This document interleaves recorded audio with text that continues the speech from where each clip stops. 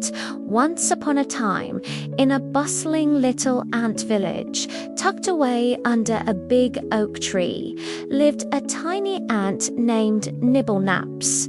He was small, even for an ant, but his heart was full of big dreams. One gloriously sunny morning, the village market was alive with chatter and the sweet smells of ripe fruit. And that's where Nibble Naps saw it. A magnificent, green-striped, giant watermelon. It was bigger than any watermelon he had ever seen, maybe bigger than any ant had ever seen. His tiny eyes widened and sparkled with pure excitement. This wasn't just a fruit, it was an adventure waiting to happen. I must have it, he declared to himself, his little antennae twitching with determination. He marched right up to the colossal fruit, feeling like a brave knight approaching a friendly, round dragon. First, he tried to pull it. He gripped a stray vine and tugged with all his might, his 6 little legs scrabbling in the dust. The watermelon didn't even wobble. Next, he got behind it and pushed. He braced his feet, lowered his head, and pushed, and pushed, and pushed. The watermelon stayed exactly where it was, sunning itself happily. He even tried to roll it, scrambling around its curved sides, trying to find a leverage point.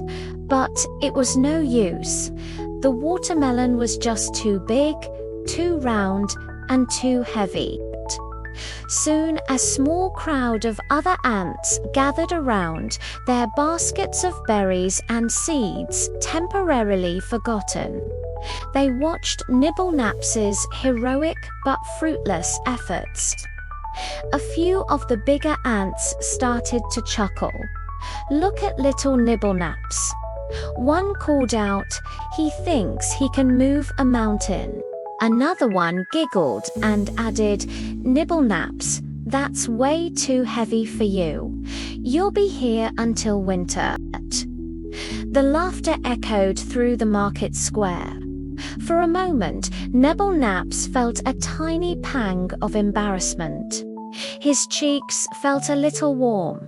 He could just scurry away and find a much smaller, more manageable crumb to take home.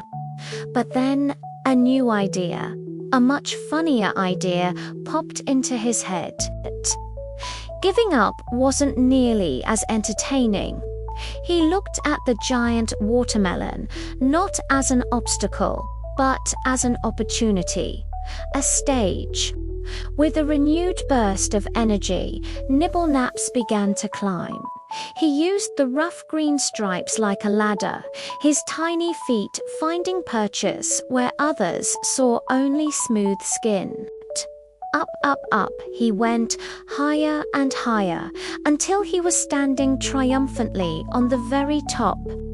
The whole market spread out below him. He was on top of the world, or at least on top of the watermelon.